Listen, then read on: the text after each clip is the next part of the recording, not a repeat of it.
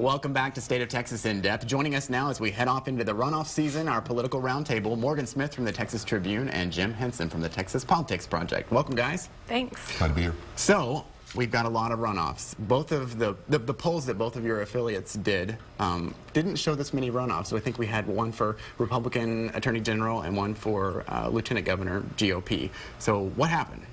Well, I mean, in terms of showing runoffs, we had the vote divided, but there was a lot of movement from the time that we were in the field. We were collecting data between February 7th and 17th, I think. 2 weeks before the election, there were a lot of ads, a lot of action happened after we were in the field. I think the other piece of this was that we had, really small turnout, turned out to be a much more concentrated conservative turnout than a lot of people anticipated. So we got a lot of surprises. Is it also because so many of the runoffs, I mean, I don't remember this many before, but we've also not had this many statewide offices up for grabs. Is that part of the equation? Well, I mean, yeah, I think that there's many more competitive races on the ballot, and people are having to select from, in some cases, from candidates that they have never seen their name on the ballot before, or at least, and definitely not on the ballot for that office. So the big surprise was the one for GOP Lieutenant Governor. Everyone thought that David Dewhurst, our incumbent, was going to rise to the top, maybe have a runoff with Senator Dan Patrick, but it was exactly opposite. There's going to be a runoff, but Patrick was on top. What does that mean for everything?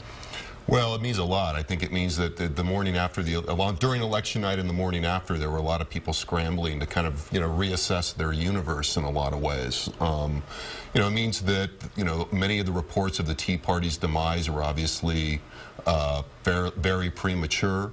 It also means, possibly a very conservative Senate should David Dewhurst wind up, or should Dan Patrick wind up winning that race. He's perhaps the most conservative lawmaker we've got in Texas right now, right? He certainly has that perception going for him. I think that, and that's something that voters identified with when they went to go into the ballot box for the primary. But I think that we also have to remember there were two other candidates in that race. They got about a combined 30% of the vote, and so those votes are technically up for grabs, though in this instance they did choose already to vote against the incumbent David Dewhurst. So, and both Patterson and Staples, the other two candidates, have been attacking, though they were most viciously attacking Patrick in the days leading up to the primary, they have also been attacking Dewhurst. So it's really not clear that 30% is automatically going to go to David Dewhurst. I was at Dewhurst's watch party in Houston that night, and he came out and spoke to the crowd. Didn't seem like he was that fazed by it all. I mean, you got to wonder what's going through his head. Another runoff. He did this in 2012 with Ted Cruz and got beat for U.S. Yeah, Senate. there's a certain sense of deja vu here.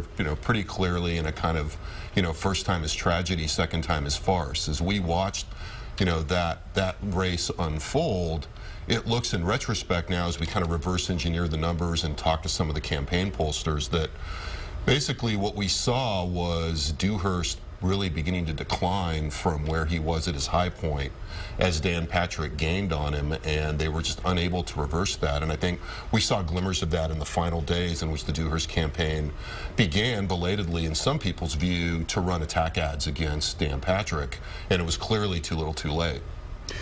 Moving on to the governor race, I, spoke to Greg Abbott. I've also heard him talk about if he's elected, he would be the first Roman Catholic governor that Texas has ever had. How does religion play into a statewide office? I mean, Joe Straus has been able to keep his speaker position in the House, and he's Jewish, and it's a very evangelical state. So I'm just wondering, if this is going to be an issue at all.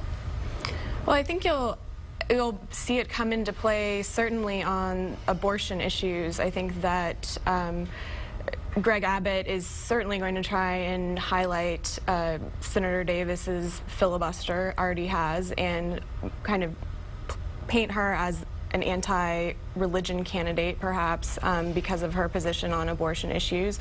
And I think that we'll have to see how that resonates with people, and how that, and perhaps even with the mostly Catholic Hispanic community. Yeah, so much of the Hispanic community is Catholic, and he's already talking about his wife, who's Hispanic, might be the first Latina first lady in Texas. Well, I think there's two things, to sort out here. One, in terms of your question about religion, Texas is kind of more, know, we think about it in terms of religiosity rather than just, you know, is it evangelical, is it Catholic? Because clearly there's big regional and in some cases ethnic differences in terms of who's evangelical, who's Catholic, where they are, and how their religion affects their political attitudes, and that varies quite a bit.